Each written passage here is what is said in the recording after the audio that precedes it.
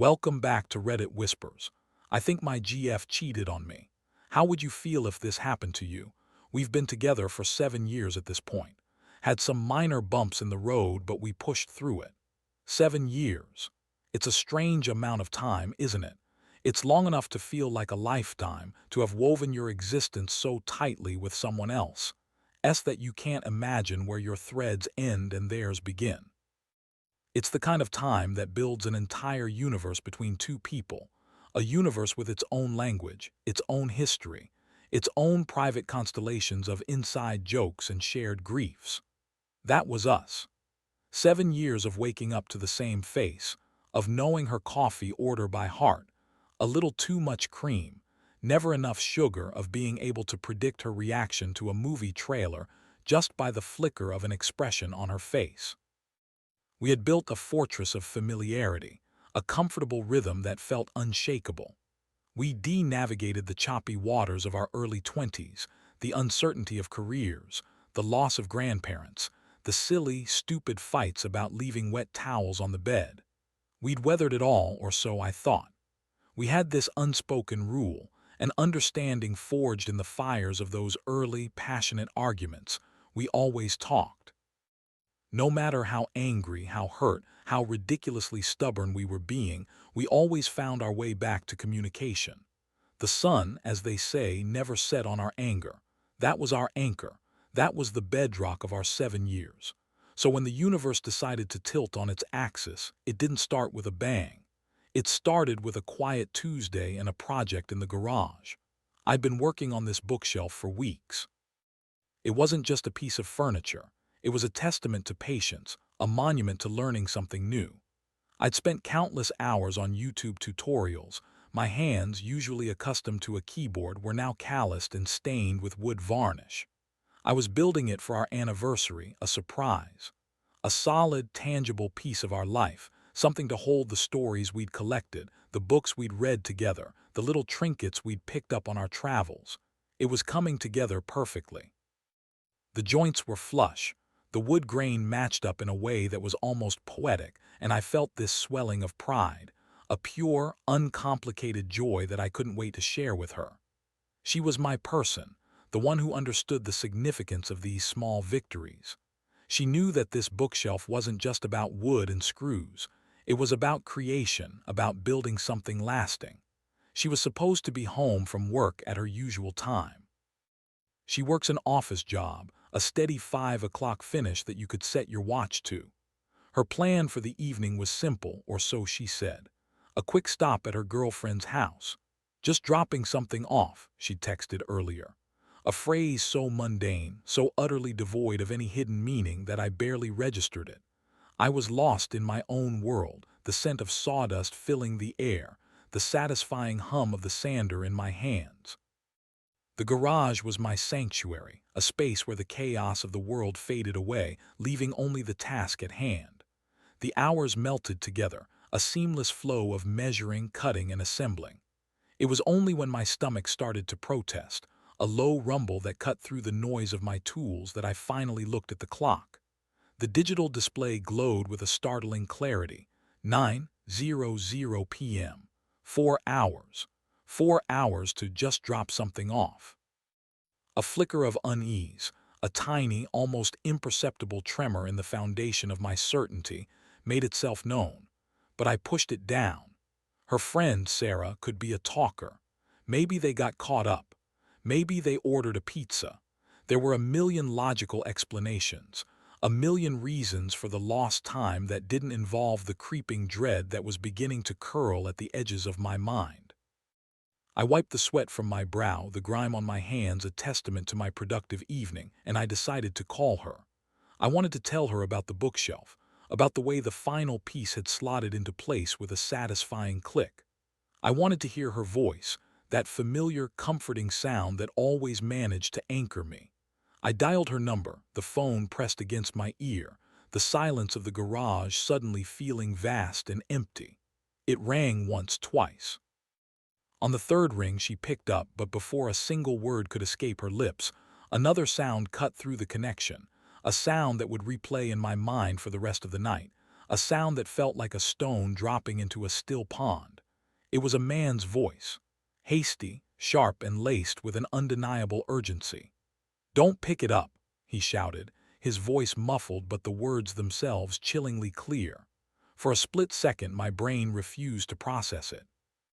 It was like hearing a foreign language, a jumble of sounds without meaning. A friend of Sarah's husband, a brother, a TV show in the background. My mind scrambled for a rational explanation, for a piece of information that would make the puzzle fit, that would restore the familiar order of my world. But the feeling in my gut, that cold, hard knot of intuition, told me something was wrong. Her hello was clipped, breathless, as if she'd been caught doing something she shouldn't have been. It lacked its usual warmth, the gentle lilt that always made me feel like I was coming home. This was the voice of a stranger, a person I didn't recognize. "Hey," I started, trying to inject a casualness into my tone that I was far from feeling. "I was just calling to see where you were. It's getting a bit late." I tried to keep my voice steady, to betray none of the sudden, terrifying anxiety that was flooding my system.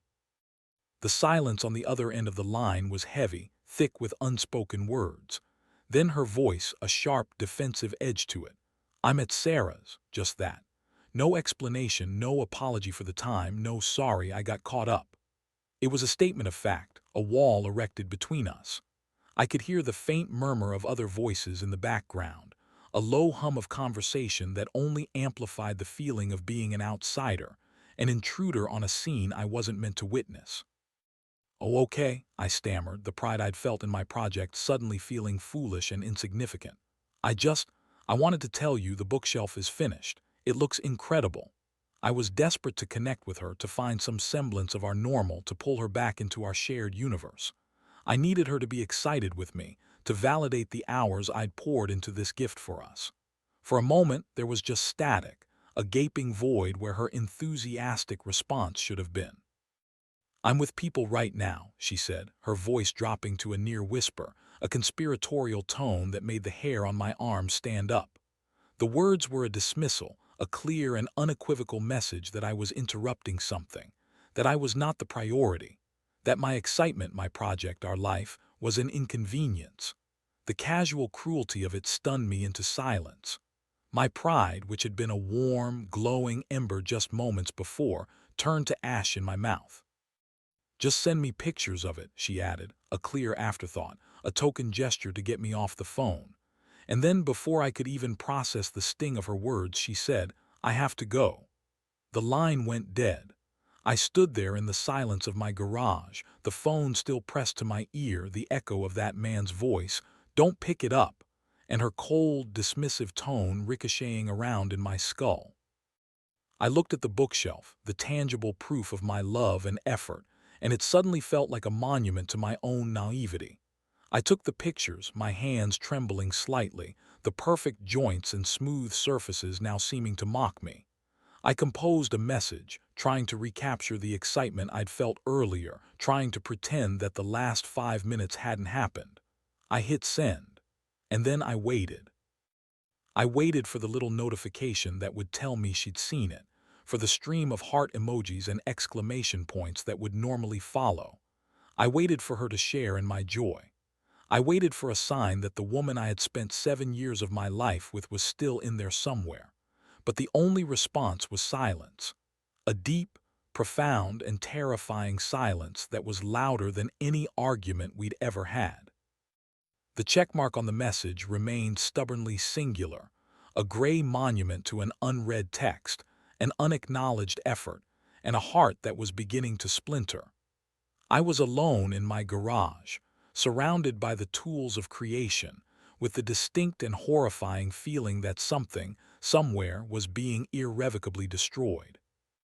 My universe, once so stable and predictable, was tilting, and I was sliding, with nothing to hold onto, into a dark and unfamiliar territory where every shadow looked like betrayal, and every silence screamed with unspoken truths. The joy had evaporated, leaving behind a bitter, metallic taste of fear. The night was far from over, and I had a terrible premonition that the silence I was experiencing was just the calm before a storm that would tear our 7-year fortress down to its very foundations. And I was standing right in the middle of it, completely, utterly unprepared for the devastation that was to come. The simple act of a quick drop-off had metastasized into something monstrous and unrecognizable, and all I could do was stand there and watch as the world I knew and trusted crumbled around me, one unanswered text, one cold word at a time. The seed of doubt had been planted, watered by her inexplicable behavior, and in the fertile ground of my growing fear, it was beginning to sprout into a terrifying certainty that I was losing her, or worse, that I had already lost her and was just the last one to know. The wait was an entirely new form of torture. It was a slow, agonizing descent into a maelstrom of self-doubt and suspicion. Every minute that ticked by on the garage clock felt like an hour, each second a tiny hammer blow against the already fractured surface of my composure. I tried to work. I picked up a piece of sandpaper, the familiar grit a small comfort in my hands, and attempted to smooth an already perfect edge on the bookshelf. But my hands were clumsy, my mind a million miles away, replaying that phone call on an endless loop. "Don't pick it up." The voice echoed in the cavern of my skull, morphing with each repetition. Was it angry? Was it playful? Was it a warning? My imagination, usually a source of creativity, had turned into a weapon against me, conjuring up scenarios that made my stomach churn. I saw her laughing with him, her head tilted back in that way she did when she found something genuinely funny, a sight that had always been reserved for me. I saw him touching her arm, a casual gesture that was anything but. I saw them sharing a secret, a glance, a silent understanding that excluded me entirely. I was a ghost haunting my own life, watching a scene unfold that I was never meant to see. I abandoned the bookshelf, the sight of it now a painful reminder of my foolish pride. I paced the concrete floor of the garage, the rhythmic slap of my worn-out sneakers a desperate, metronomic beat against the rising tide of panic. I checked my phone every 30 seconds, a compulsive, irrational tick. Single gray checkmark remained. She hadn't even looked. She was with people, she'd said. Who were these people? Her friend Sarah was married, a quiet, unassuming woman who was usually in bed by 10. This didn't feel like a girl's night. This felt different. It felt clandestine. It felt wrong. The hours stretched into an eternity. 10 o'clock came and went. Then 11. With each passing hour, the innocent explanations I had tried to construct crumbled into dust. A car crash, an emergency. I would have been the first person she called. That was our pact. In case of emergency, we were each other's first call, always. The silence from her phone was not the silence of a crisis. It was the silence of a choice. She was choosing not to talk to me. She was choosing to be wherever she was, with whomever she was with, over being home with me. The realization was a physical blow, a punch to the gut that left me breathless. 7 years of shared history, of being each other's priority, erased in a single evening of inexplicable behavior. By 11:30, the anxiety had curdled into a cold, hard anger. Who did she think she was? To treat me with such blatant disrespect. To dismiss my feelings, my work, my entire existence with a curt, "I have to go." The anger was a welcome distraction from the hurt, a fiery shield against the vulnerability that threatened to overwhelm me. It was easier to be angry than to be heartbroken. At 11:45 p.m., I heard the familiar sound of her car pulling into the driveway. The rumble of the engine was a sound I'd heard thousands of times before, a sound that usually signified the end of the day, the beginning of our time together. Tonight, it sounded like a harbinger of doom. My heart hammered against my ribs, a frantic, trapped bird. A part of me wanted to run, to hide in the garage until morning, to avoid the confrontation that was now inevitable. But another part of me, the part that still clung to the hope that this was all a terrible misunderstanding, propelled me towards the door. I took a deep breath, schooling my features into a mask of neutrality, and walked into the house to meet her. The moment she stepped through the door, my carefully constructed anger dissolved, replaced by a wave of shock and concern. The woman who walked into our home was a stranger. Her face, usually so open and expressive, was a closed book, etched with a deep, unsettling misery. Her eyes were shadowed, her mouth set in a grim, tight line. She looked broken, defeated, and for a fleeting moment my suspicion was replaced by a surge of protective instinct. "Hey, you're home," I said, my voice softer than I intended. I wanted to rush to her, to wrap my arms around her and ask her what was wrong, who had hurt her. I wanted to be the safe harbor I had always been for her. But she didn't even look at me. She dropped her keys on the small table by the door with a clatter that sounded like a gunshot in the tense silence of the room. She kicked off her shoes with a weary sigh and walked past me as if I were a piece of furniture, a part of the scenery that didn't warrant a second glance. The miserable, depressed look on her face was a wall, impenetrable and cold. It wasn't the look of someone who had just spent a pleasant evening with friends.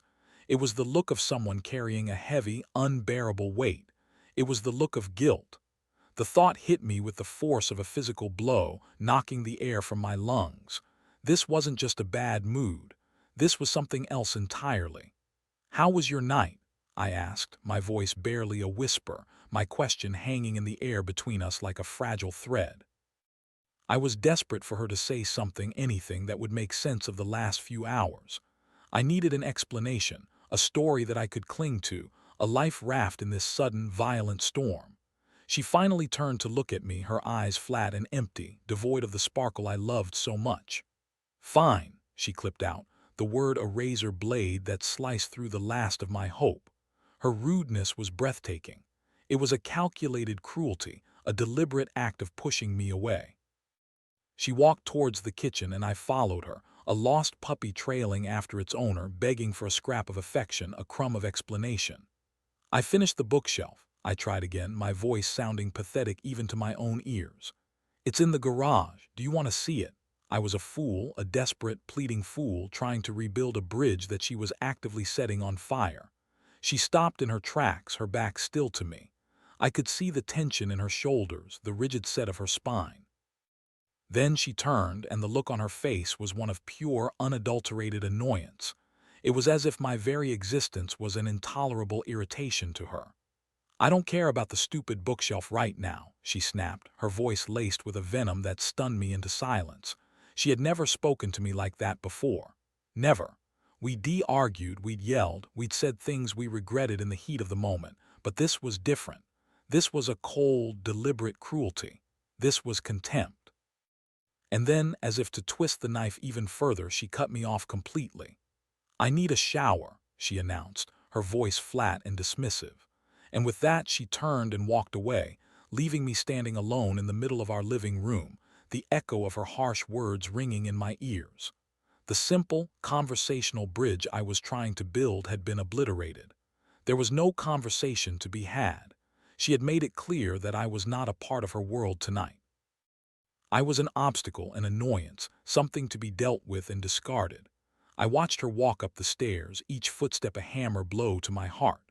The woman I loved, the woman I had built a life with, had become a stranger in her own home. And as the sound of the shower started, a relentless hissing noise that filled the silence, I was left with the chilling, undeniable truth. Something was terribly, fundamentally broken between us, and I had no idea how to fix it.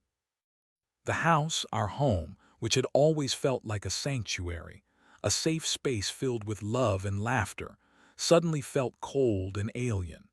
It was haunted by the ghost of a relationship that, just a few hours ago, I would have sworn was unbreakable.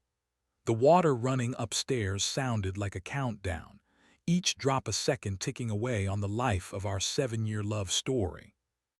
And I was standing in the wreckage, paralyzed by the dawning horror that our story might have just come to a very abrupt and painful end. The worst part was the not knowing. The not knowing was a cancer, eating away at my sanity, turning my mind into a torture chamber of its own making. All I had were fragments, a strange voice, a 6.5-hour absence, a miserable expression, and a level of cruelty I had never experienced from her before. And my intuition, that primal, gut-level instinct, was screaming at me. A silent, relentless siren wail that told me the picture these fragments were forming was one of profound and devastating betrayal. The shower was a long one, a full 30 minutes of running water and suffocating silence. I wandered aimlessly through the downstairs of our house, touching familiar objects, a framed photo of us on a beach vacation, a silly magnet on the fridge, the soft throw blanket on the couch where we'd spent countless nights watching movies. These artifacts of our shared life now felt like relics from a forgotten civilization. They belonged to a different time, a different reality, one where her smile in that photo was genuine, one where the thought of her being with someone else was an absurd, laughable impossibility. I tried to convince myself that I was overreacting, that I was letting my imagination run wild. We all have bad days, I told myself. Maybe she had a terrible fight with Sarah. Maybe she got some bad news and didn't know how to tell me. I clung to these rationalizations like a drowning man to a piece of driftwood, but they offered little comfort. A bad day didn't explain the man's voice on the phone. A bad day didn't explain the 6.5-hour black hole in her evening. A bad day didn't explain the sheer, unadulterated contempt in her eyes. When the sound of the shower finally stopped, a new kind of silence descended upon the house. A heavy, expectant silence. I waited, my heart a leaden weight in my chest, for her to come downstairs. I waited for an apology, an explanation, a tearful confession that she'd had a horrible day and had taken it out on me unfairly. I waited for the woman I knew and loved to reappear, but she didn't come down. Another 10, then 20 minutes passed. The silence from upstairs was absolute. I walked to the bottom of the staircase and looked up into the darkness. Every light in the house was off. The familiar glow from our bedroom lamp, a beacon that always signaled she was there, safe and sound, was gone. The darkness was a physical presence, a cold, suffocating blanket that seemed to be snuffing out the very air in the house.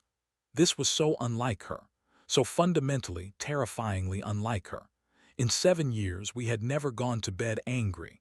It was our golden rule, the one non-negotiable tenet of our relationship. We always talked it out. We would stay up until 3 in the morning if we had to, hashing out our differences, finding our way back to each other before sleep claimed us. Going to bed in stony silence was a line we had never crossed. It was a tacit admission of defeat, a surrender to the anger, and we had always fought too hard for us to ever surrender. My intuition, which had been a low hum of unease all evening, was now a deafening roar. It was a primal scream in the back of my mind that this was not just a bad day. This was a cataclysm. I walked up the stairs, my feet heavy, each step a monumental effort. The door to our bedroom was slightly ajar. I pushed it open and was met with near-total darkness, the only light a faint sliver of moonlight filtering through the blinds. I could just make out her form in the bed, a still, silent lump under the covers, her back turned to my side. She was awake. I knew it. I could feel the tension in the room, the palpable energy of her wakefulness. This wasn't the peaceful stillness of sleep. It was the rigid, guarded stillness of someone who was wide awake and pretending to be asleep. This was the final, irrefutable piece of evidence that something was terribly wrong. This was not the behavior of a woman who'd had a bad day. This was the behavior of a woman who was hiding something. "What's going on?" I asked, my voice cutting through the darkness, sounding louder and more accusatory than I intended. I reached for the lamp on my nightstand, my fingers fumbling in the dark. I needed to see her face. I needed to see her eyes. I needed to see if the woman I loved was still in there somewhere, hiding behind this cold, cruel facade.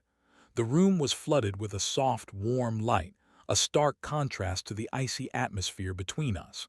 She flinched, pulling the covers tighter around her. And then she spoke, her voice a low, vicious hiss. "Turn them off," she seethed, the words dripping with a venom that made me recoil. I stood there, frozen, the lampshade casting a long, distorted shadow of me on the wall. I felt like an intruder in my own bedroom, an unwelcome guest in my own life. "No," I said, my voice shaking slightly, a tremor of shock and hurt running through me. "We need to talk. This isn't like you. What happened tonight?" I was pleading with her, begging her to give me something, anything to hold on to. I needed her to break the silence, to shatter the wall she had built between us. I tried to explain how I felt, how her behavior had hurt and confused me, how I was scared. I laid my heart bare, offering her my vulnerability as a bridge, a path back to each other. Her response was a declaration of war.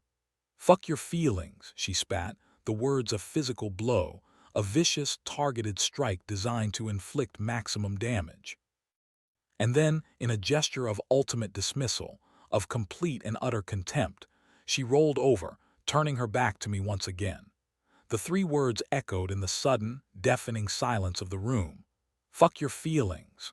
They were the three most destructive words she could have possibly uttered.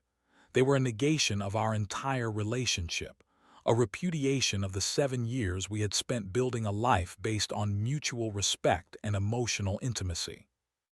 In that single, brutal sentence, she had taken everything we were and set it on fire. I stood there for a long moment, my hand still on the lamp, the light a cruel, unflinching spotlight on the wreckage of our relationship. I was shaking, a deep, uncontrollable tremor that started in my hands and spread through my entire body. It was the physical manifestation of my world shattering. I was in shock, a profound, numbing shock that left me unable to think, unable to move. I turned off the light, plunging the room back into darkness. The darkness felt appropriate now. It was a reflection of the darkness that had just consumed my life. I walked out of the room, closing the door softly behind me, a final, futile gesture of a life that was now in the past. I didn't go to the guest room. I couldn't. The entire house felt contaminated, every room a reminder of what I had just lost. I went back to the garage, the only place that still felt like mine. I sat down on the cold, concrete floor, my back against the bookshelf, the tangible proof of a love that was now almost certainly a lie. I didn't sleep that night. I couldn't. My mind was a relentless, torturous carousel of images and sounds. Her face twisted with a misery I didn't understand. The man's voice, a chilling premonition of the disaster to come. Her words, "Fuck your feelings," a brand on my soul. I replayed every moment of our 7 years together, searching for a sign, a clue, a hint that this was coming. Had I missed something? Had I been blind? Was I a fool? The questions were a merciless onslaught, each one a fresh wave of pain. The sun began to rise, casting a pale, gray light through the small window of the garage. A new day was dawning, a day I would have to face without the comforting certainty of her love. I was adrift in a sea of betrayal, with no land in sight. The woman I had pledged my life to was sleeping in our bed, a stranger who had just declared war on my heart. And I was left alone in the cold morning light, with nothing but the shattered pieces of my trust and a question that burned with an unbearable intensity. What in the hell happened last night? The foundation of our 7 years had been rocked to its core, and I was terrified that, when the dust settled, there would be nothing left standing. The night had been a slow, agonizing demolition, and I was now standing in the ruins, completely and utterly alone. The next morning felt like a scene from a movie I didn't want to be in. The world outside the garage window was deceptively normal. The birds were chirping. A neighbor was starting their car. The sun was casting long, gentle shadows across the lawn. It was a world that was oblivious to the personal apocalypse that had just occurred in my life. I felt disconnected from it all, a ghost in my own skin. The exhaustion was bone deep, a heavy, leaden weight that seemed to settle in my marrow. But sleep was an impossibility. My mind was still racing, a frantic, desperate search for answers in a sea of confusion and pain. I finally forced myself to go back into the house, the silence within its walls a stark contrast to the normal, everyday sounds from outside. The air was thick with unspoken words, with the residue of the previous night's cruelty. I found her in the kitchen, making coffee, her movements brisk and efficient, as if it were just another ordinary morning. She was dressed for work, her makeup perfectly applied, a mask of normalcy that was both terrifying and infuriating. She didn't look at me as I entered the room. She just continued with her routine, the familiar gurgle of the coffee machine the only sound in the tense, suffocating silence. The disconnect between her calm, controlled demeanor and the emotional carnage of the previous night was so profound, so jarring that for a moment I wondered if I had imagined it all. Was it a nightmare? A fever dream brought on by a combination of exhaustion and wood-stained fumes? But then she turned, and the illusion of normalcy was shattered. The look on her face was not one of remorse or regret. It was a look of cold, hard defiance. There was no apology in her eyes, no hint of softness, no glimmer of the woman I had fallen in love with. There was only a chilling, unyielding anger, and then the ultimate act of gaslighting, the final, unbelievable twist of the knife. She looked me straight in the eye, her voice steady and laced with an unnerving sense of righteousness, and she said, "You owe me an apology." I stared at her, dumbfounded, my mind struggling to process the sheer, unmitigated audacity of her words. An apology. I owed her an apology. For what? For being concerned when she disappeared for 6.5 hours, for calling to check on her, for being proud of a gift I had made for her, for asking what was wrong when she came home looking like her world had ended, for turning on a light in our bedroom, for having the audacity to have feelings. The demand was so ludicrous, so completely detached from the reality of what had transpired that I almost laughed. It was a laugh that would have been born of pure, unadulterated shock and despair. I had spent the entire night torturing myself, replaying every moment, wondering what I had done wrong, how I could have prevented this. And here she was, not only refusing to take any responsibility for her own hurtful, bizarre behavior, but actively trying to shift the blame onto me. It was a masterclass in manipulation, a psychological checkmate that left me reeling. She was trying to rewrite the narrative, to paint me as the villain of the story, the one who was being rude, the one who was in the wrong. She was demanding that I validate her narrative, that I apologize for my reaction to her abuse. It was in that moment that the final, stubborn vestiges of hope I had been clinging to died. The woman I knew, the woman I had built a life with, the woman who had been my partner, my confidant, my best friend, was gone. In her place was this cold, calculating stranger, a person capable of a level of cruelty and manipulation that I had never thought possible. This wasn't a bad day. This wasn't a misunderstanding. This was a deliberate, calculated act of emotional warfare. And her demand for an apology was the final, irrefutable proof that she felt no remorse, no guilt, no empathy for the pain she had caused me. The puzzle pieces clicked into place, forming a picture that was both horrifying and undeniable. The 6.5 hour absence. The man's voice on the phone, a voice of complicity, of shared secrets. Her dismissiveness, her secrecy, her inexplicable rage. Her depressed, miserable demeanor, the look of someone who had just made a terrible, life-altering mistake. Her coldness, her contempt, the brutal, heartless "fuck your feelings." And now this, the demand for an apology. It was the act of a guilty person trying to deflect, to create a smokescreen of righteous indignation to hide the truth. She hadn't been at Sarah's house, or if she had, it had only been for a brief time. The rest of those hours, those unaccounted for, silent hours, were spent somewhere else, with someone else. The man on the phone. The reason for her misery was not some external tragedy. It was the internal turmoil of her own betrayal. She wasn't angry at me for turning on the light.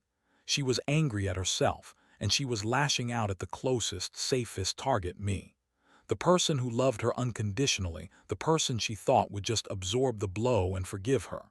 Her demand for an apology was not about me being rude. It was about her needing to believe that she was the victim, not the perpetrator.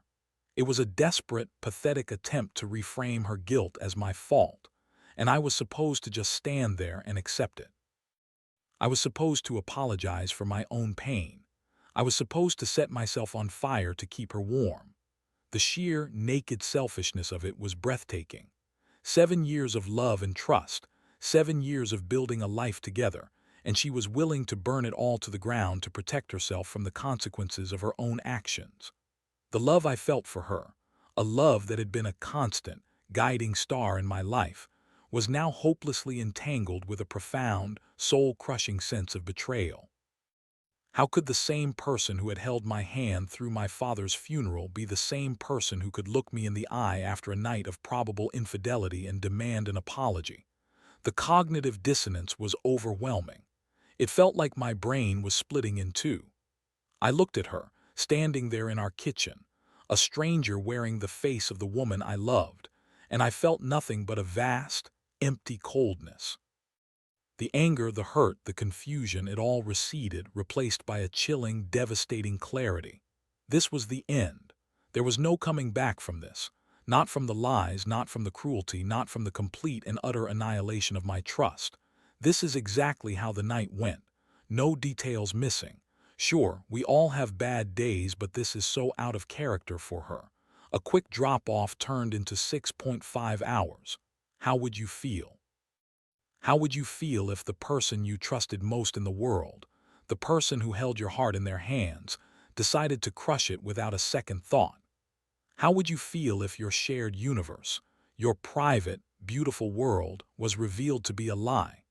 How would you feel if you were forced to confront the terrifying reality that the person you thought you knew better than anyone was, in fact, a complete and utter stranger? How would you feel if your 7-year love story ended not with a tearful goodbye, but with a cold, manipulative demand for an apology for a crime you didn't commit? That's the question I'm left with, a question that haunts my every waking moment. I'm standing in the rubble of my life, trying to figure out how to take the next step, how to breathe in a world that has suddenly lost all its color. And I honestly don't know the answer. If you've made it this far, I'd love to hear from you what moment in your life made you see someone for who they truly were. Drop your thoughts in the comments. And don't forget to leave a like and subscribe to Reddit Whispers, where the real stories get told.